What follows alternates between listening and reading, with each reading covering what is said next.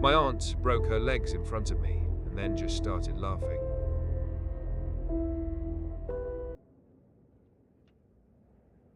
I spent the rest of the night with my back pressed against the wall, listening to the house settle.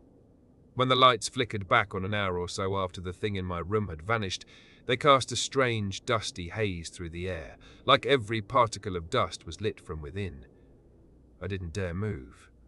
I just sat there, waiting for the sun, telling myself I wouldn't wake my uncle, that I could handle it. I was wrong. Morning felt like a lie.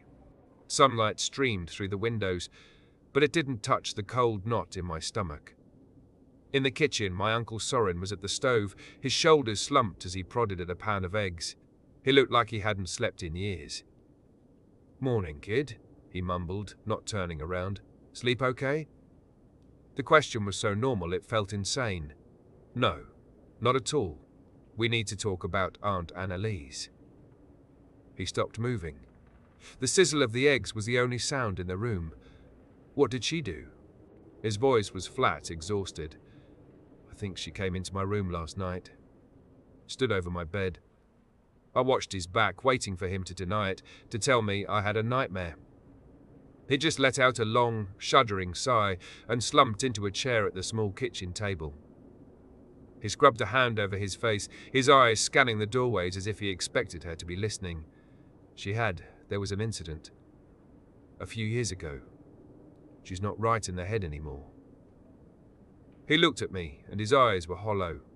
"But what you've seen, that's her on a good day. Believe me, kid, we can't survive another bad one." "A bad one?"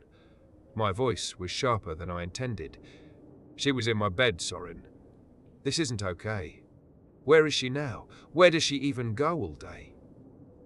He gave a slight, jerky nod toward the sliding glass door that led to the backyard. Beyond it, a thick, untamed forest pressed right up against the lawn. "She's out there. She never really leaves the property." My blood went cold. He wasn't talking about the garden. He was talking about the woods. "I should call my parents," I said, my hand already reaching for my phone. "They need to come get me. I'll do it." He stood up, a strange urgency in his movements. "I should have told your mother no. I knew this was a mistake. Annalise, she was so insistent you come stay." The words didn't connect. Annalise insisted. I thought she didn't even know I was here. "No. Your mum," he corrected himself quickly. Too quickly. "Your mum was the one who insisted." With her sister being like this, he trailed off and picked up the landline, dialing a number from memory. He held the receiver to his ear for a long moment, his expression unchanging. No answer. "I'll try again in a bit." He put the phone down, but his hand lingered on it. He wouldn't look at me. My gaze drifted past him, to the dark wall of trees. I could just make out the start of a narrow, winding path that vanished into the shadows. Just then, my little cousin Caspian padded into the kitchen, his arms overflowing with plastic dinosaurs. He beamed at me, oblivious. "Want to play Raptors versus T-Rex?" My mind was a million miles away, lost in those woods. I looked from his bright, innocent face to the oppressive darkness outside.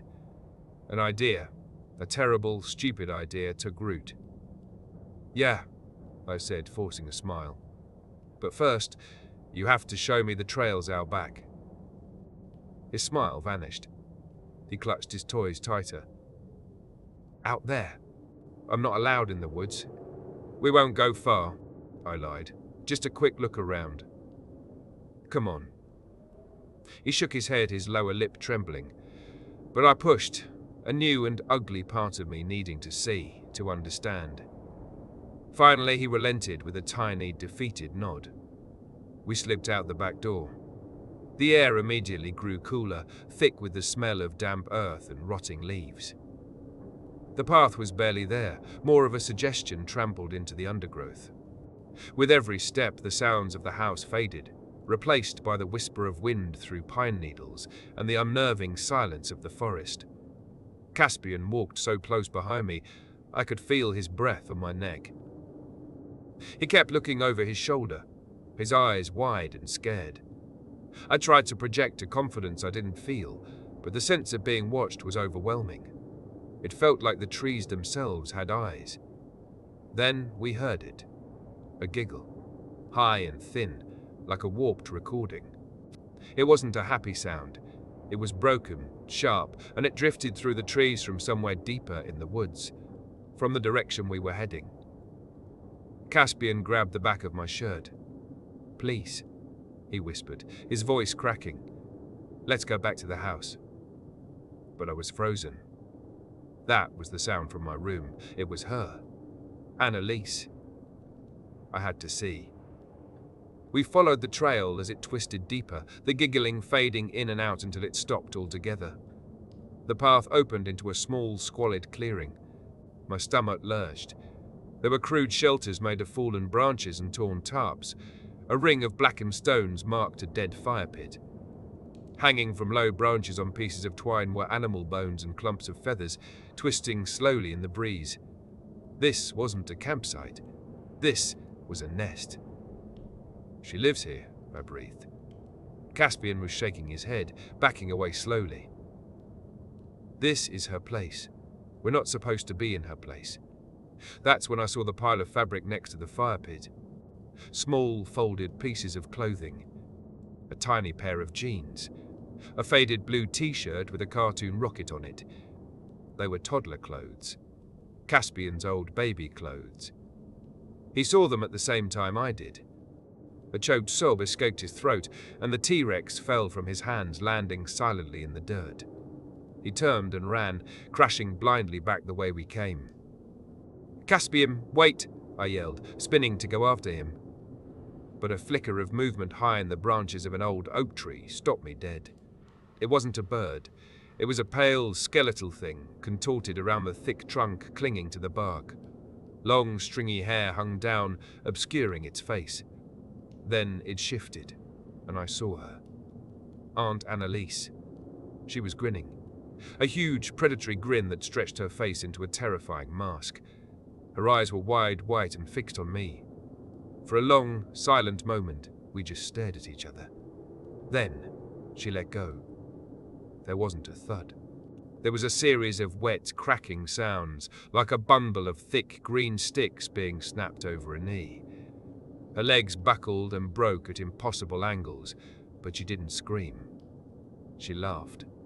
A raw, gurgling, hysterical sound that echoed off the trees as she writhed in the dirt and pine needles. I was paralyzed. My lungs wouldn't draw air. My feet were rooted to the spot. Her laughter bubbled up as she began to drag herself toward me, her shattered legs flopping uselessly behind her. Dirt and leaves smeared across her grinning face, but the manic glee in her eyes never wavered. I tried to step back, but my legs wouldn't work. My vision started to swim, black spots dancing at the edges. The last thing I saw before the world went dark was her wild, triumphant face, her mouth opening impossibly wide as she clawed her way over the forest floor. I came to with a violent gag, a searing pain shooting up my arm. My eyes snapped open. I was on the ground, and my right arm, nearly up to the elbow, was jammed down Annalise's throat. Her jaw was unhinged, stretched hideously around my flesh, while her broken legs kicked and twitched in the dirt. A thick, guttural, choking sound rattled in her chest, a grotesque parody of her earlier laughter. Pure terror gave me strength. I ripped my arm free with a wet sucking sound. It came out slick and hot, coated in a viscous black substance that smelled like rot and stomach acid. It dripped from my skin, sizzling as it hit the cold ground. More of it poured from her mouth as she convulsed, half gagging, half laughing. I scrambled to my feet and ran.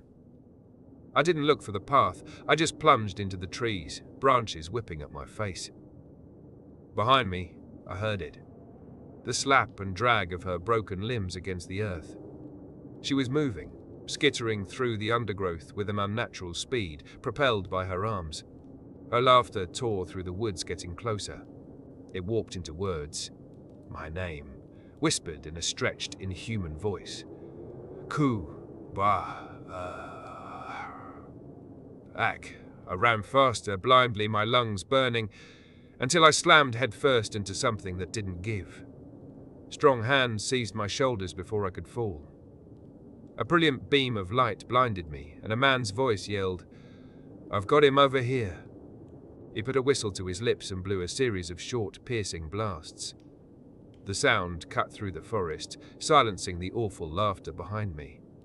More lights appeared in the distance, bouncing through the trees as a search party converged on our position.